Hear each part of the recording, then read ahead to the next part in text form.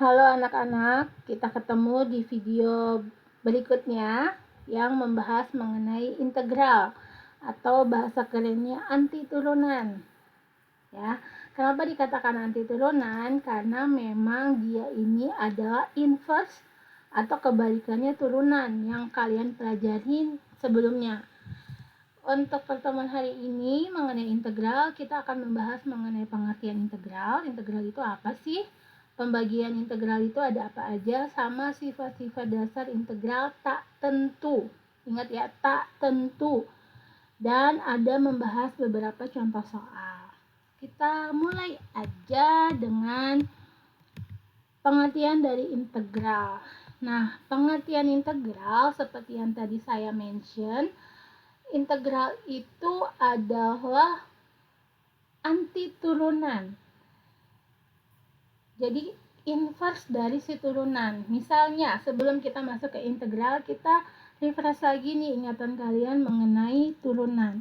Kalau kamu punya fungsi x kuadrat, turunannya kan 2x. Kalau x kuadrat tambah 1, tetap 2x. Karena 1 itu kan turunannya 0 ya, konstanta. X kuadrat min 5 tetap 2x. X kuadrat plus C, bilangan yang kita belum tahu, bilangan ya, konstanta, itu hasilnya juga tetap 2x. Nah, proses untuk menentukan anti turunan dari 2x ini itu dia yang dinamakan proses pengintegralan.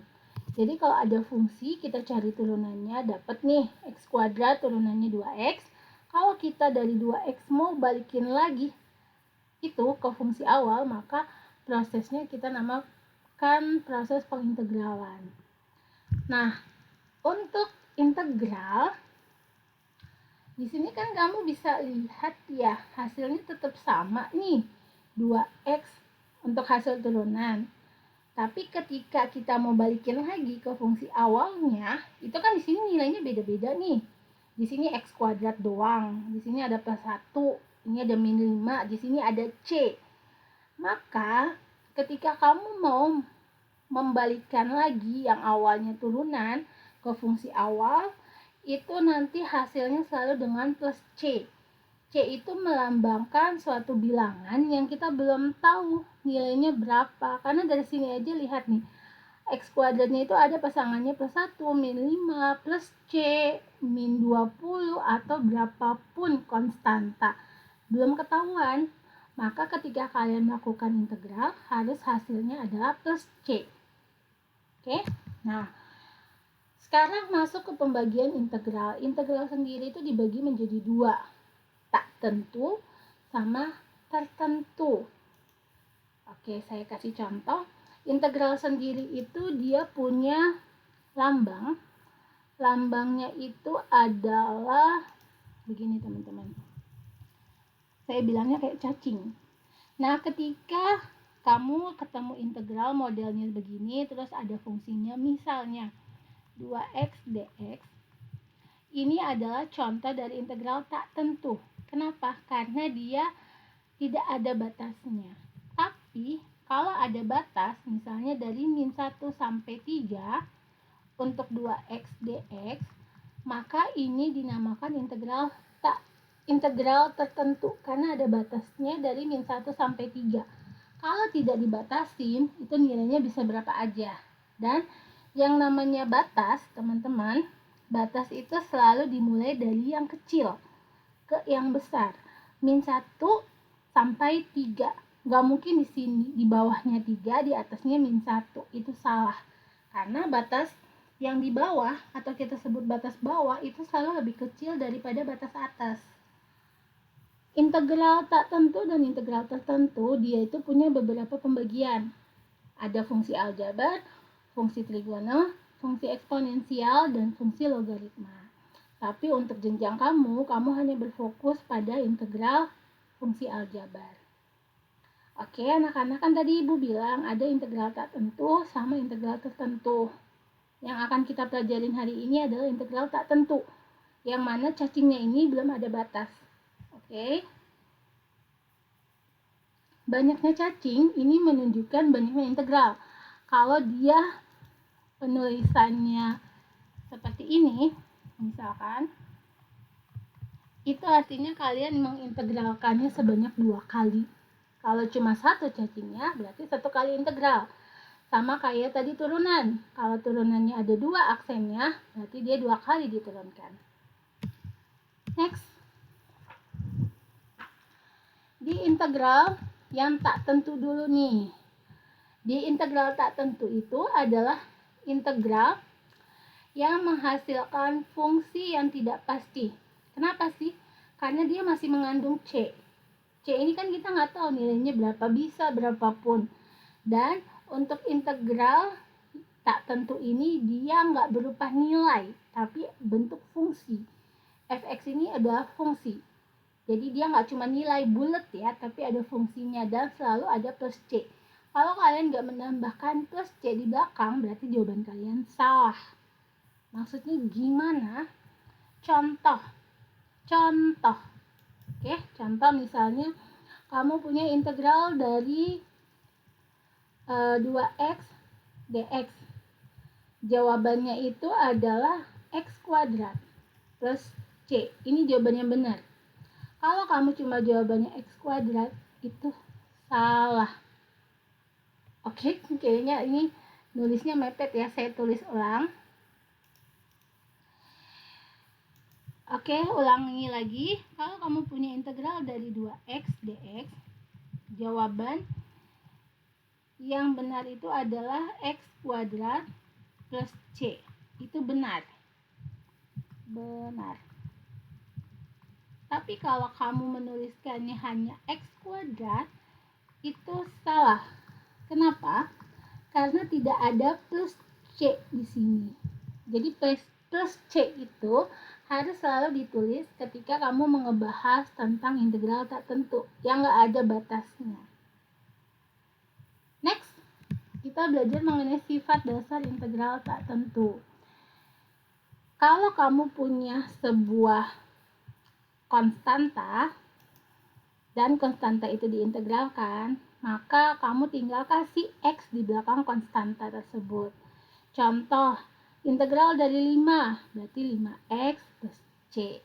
Integral dari min 2 berarti min 2x plus c. Sifat yang kedua, integral dari a fx dx. Nah, itu konstanta. Jadi kalau ada sebuah konstanta dikalikan dengan sebuah fungsi, konstantanya bisa taruh depan dulu. Terus kamu integralin si fungsinya. Oke. Sifat ketiga, kalau kamu mau mengintegralkan sebuah penjumlahan, itu kamu bisa kerjakan satu-satu integral yang fx dulu, baru ditambah dengan integral gx. Itu penjumlahan. Kalau untuk pengurangan, prinsipnya sama, yang berbeda hanyalah tandanya. Itu sifat-sifat dasar. Nah, kalau rumus dasar integral yang harus kamu pahami, ketika integral dari sebuah konstanta, maka jawabannya adalah AX. Konstanta itu kamu tambahkan X di belakangnya dan plus C. Nah, rumus dari integral itu dia sedikit berbeda dengan turunan. Kan namanya juga anti turunan. Lihat, di sini ada A. Berarti A per pangkatnya N plus 1. Kalau integral plus 1 turunan min 1. X ditulis lagi, tapi pangkatnya tambah 1. Jadi X pangkat N plus 1 dan selalu ada plus C. Kemudian kalau integral dari X pangkat min 1 atau integral dari 1 per X, langsung jawabannya adalah ln X plus C. Kita ke latihan soal ya. Nah, di latihan soal yang pertama, itu kalian punya soal integral dari 8x pangkat 3 min x kuadrat tambah 4. Cara menyelesaikannya, itu kalian selesaikan seperti turunan, dikerjakan satu-satu. Berarti kamu cari dulu nih hasil, sebentar saya tulis lagi soalnya. 8x pangkat 3 dikurangi x kuadrat plus 4 dx. Nah, caranya 8 per pangkatnya berapa? 3 tambah 1. X-nya tulis lagi, pangkatnya 3 tambah 1. Oke, dikurang. Di depan X kuadrat ada angka berapa? 1 per pangkatnya 2 tambah 1. X-nya ditulis lagi, 2 tambah 1. Plus, ingat, integral dari konstanta itu adalah kamu kasih X di belakang konstanta dan plus C. Nggak boleh lupa.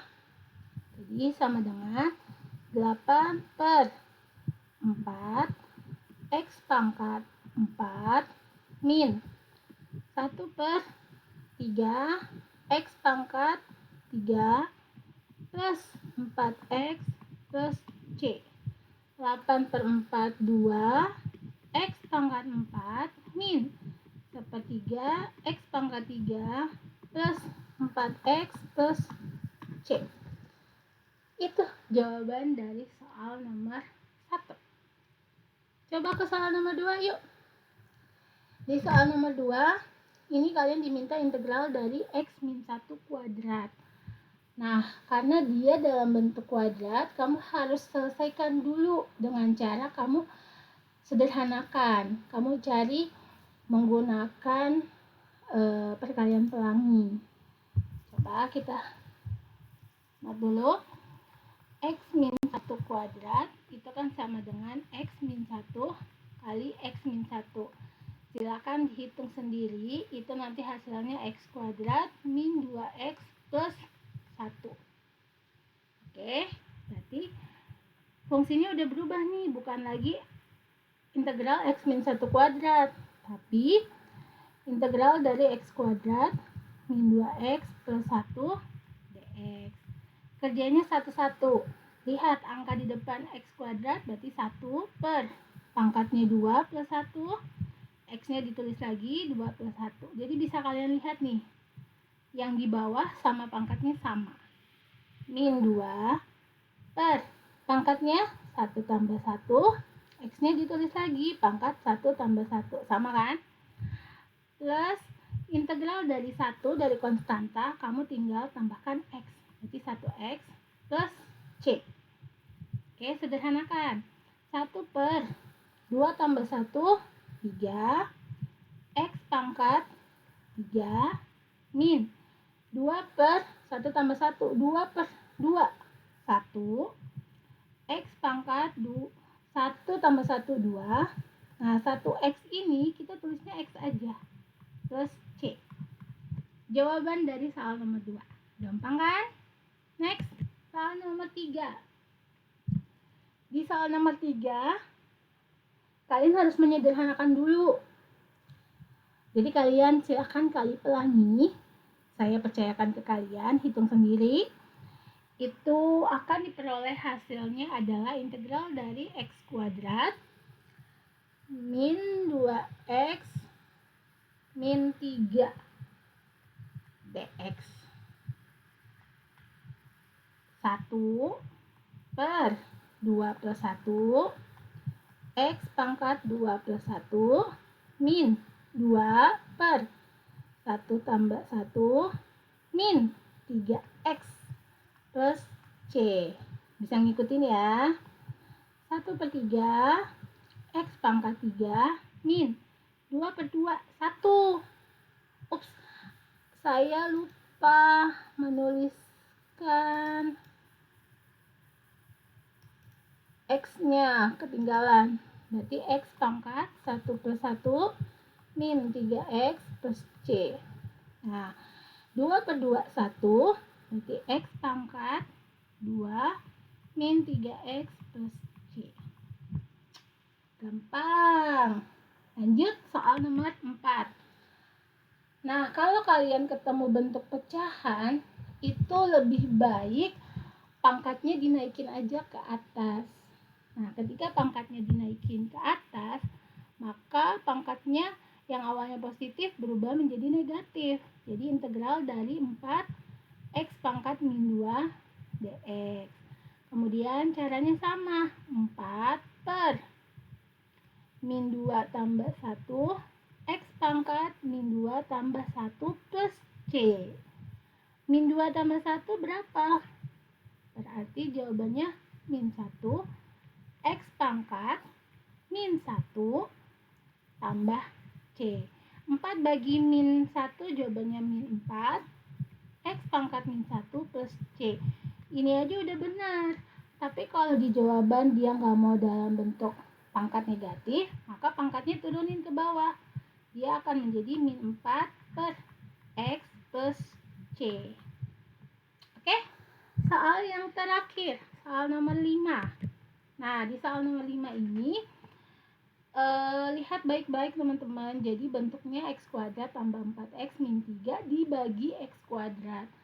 Kalau ketemu bentuk seperti ini, itu artinya masing-masing kamu bagi dengan X kuadrat.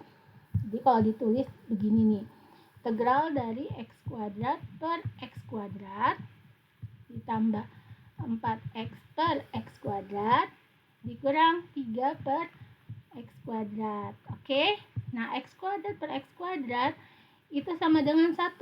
Jadi integral 1 ditambah X sama X-nya dicoret. Jadi 4 per X min. Nah, ini yang bagian terakhir ini dia naikin aja. Berarti 3X pangkat min 2 dx. Paham ya? Kita lanjutkan.